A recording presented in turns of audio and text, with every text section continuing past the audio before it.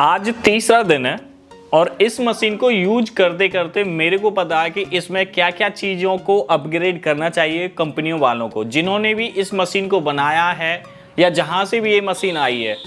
India product तो है नहीं, बाहर का माल है, आप सबको पता। और कॉस्ट भी आपको सबको पता कि इसकी कॉस्ट 40,000 रुपये। जब हम 40,000 रुपये दे रहे हैं तो हमें चीज़ अच्छी लेनी चाहिए ना, जिससे हमें दोबारा भागना ना पड़े और दोबारा रह खै होती है। जब हम इतने पैसे देते हैं तो 2 पैसे का स्वाद तो आना चाहिए। मतलब किसी चीज़ को हम खाएं और खाने के बाद हम पैसे भी दें और पैसे देने के बाद उस खाने में टेस्ट ना आए तो कैसा लगेगा? तो बुरा तो लगता ही है ना। तो भाई ऐसा इस मशीन के साथ में इसकी कुछ बुराइयां हैं, वो आपको मैं बता रहा हूँ इस वीडियो में।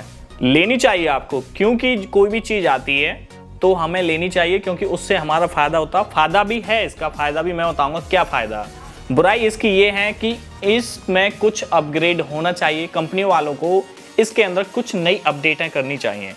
ये प्रोडक्ट 40,000 रुपए का, और 40,000 की जगह अगर हम एक SMD अच्छी सी ले लेना, लास्ट 13-14 हजार रुपए तक जाती है और उसी से सारा काम कर सकते हो। उसमें नोजल चेंज कर सकते हो आप, एयर की जितनी हवा वगैरह वगैरह सब कुछ कर सकते हो। हीट जो भी आपको चाहिए वो चीज़ आपको मिल जाए, लेकिन ऐसा इसमें कुछ मिलता नहीं है।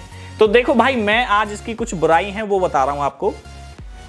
जब हम पैसा दे रहे हैं तो हमें चाहिए चीज़ अच्छी और उसके बाद हमें काम करना होता है। अगर ये है इसका लेजर, अगर हमें काम करना किसी चीज़ पे तो हमें उसकी जो बाउंड्री होती है उस बाउंड्री तक काम करना होता है। वो काम कर सकता है हॉट गन मशीन, ये वाली हॉट गन मशीन काम कर सकती है, लेकिन ये नहीं कर सकती क्योंकि ये एक जगह फोकस करता है। अगर आपको CPU पे काम करना तो CPU पे काम नहीं करेगा, ये CPU को जला देगा।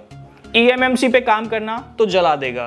किसी बैटरी कनेक्टर को या किसी डिस्प्ले कनेक्टर को या कोई भी प्लास्टिक वाला आइटम हुआ उसे जला देगा। ये नहीं जलाएगा एक घड़ी, क्योंकि आज भी कल भी और कुछ टाइम से पहले भी लोग वाग इसी से डिस्प्ले का कनेक्टर चेंज करते हैं, चार्जिंग जैक को भी चेंज करते हैं, क्योंकि हमें अंदाजा है, हम काफ़ी टाइम से काम कर रहे हो, आप भी काफ़ी टाइम से काम कर रहे हो कि किस तरीक़ा से किस चीज़ को उतारना और कितनी एयर पे कितने टेम्परेचर पे वो जैक के ऊपर उछल जाएगा। अगर आपने कोई डिस्प्ले कनेक्टर इससे उखाड़ दिया ना, जली जाएगा, बचेगा नहीं बिल्कुल भी, ठीक है। और दूसरी चीज़, इसका जो लाइट है, लेजर बोल सकते हो उसे, जो फोकस है, वो फोकस इतना है कि आप एक WTR IC और एक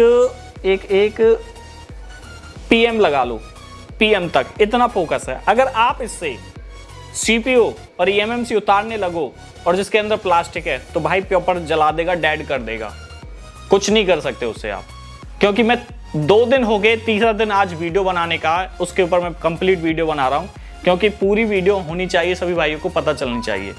जो भाई आईफोन का काम करता उसके लिए तो भाई बल्ले बल्ले। आईफोन के फोनों में क्या होता, मदरबोर्डों में क्या होता कि मोस्टली कांच की आईसियां होती हैं, बस एक CPU को छोड़ के, ठीक है। और जो कांच की IC है, किसी भी फोन में कांच वाली IC लगी हुई है, PM है चाहे WTR IC है या रिंगर है या चार्जिंग है, कांच वाली IC को बड़े जबरदस्त अच्छे तरीका से काम करता, मतलब इतना मजा आता, बहुत ज्यादा काम चुटकियों में हो जाता। लेकिन अगर साइड में कोई प्लास्टिक वाला आइटम हुआ ना, उसे खदका देगा, खत्म कर देगा।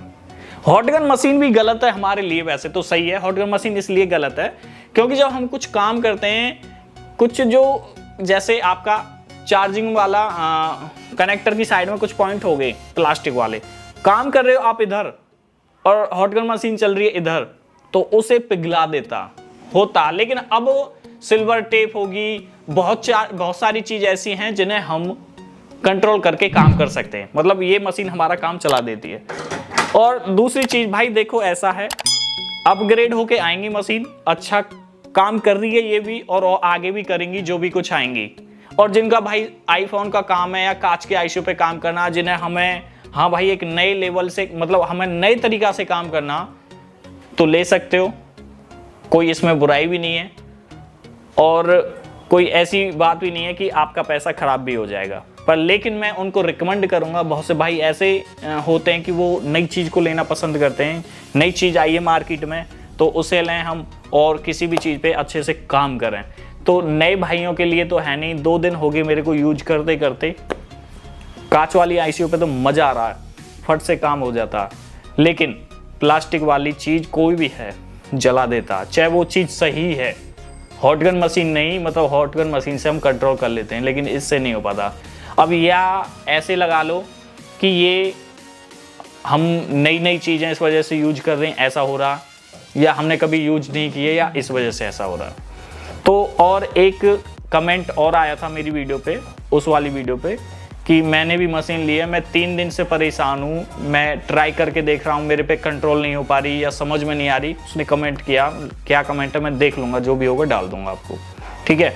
तो यही है भाई, मैं ये कहना चाहता हूँ, जिस भाई को नीड है, ज़रूरत है, जिनकी दुकान पे काम आता है अच्छे से, पैसे की कोई दिक्कत नहीं है, तो वो तो भाई मोस्ट वेलकम है उनके लिए, वो तो आँख मीच के ले सकते हो।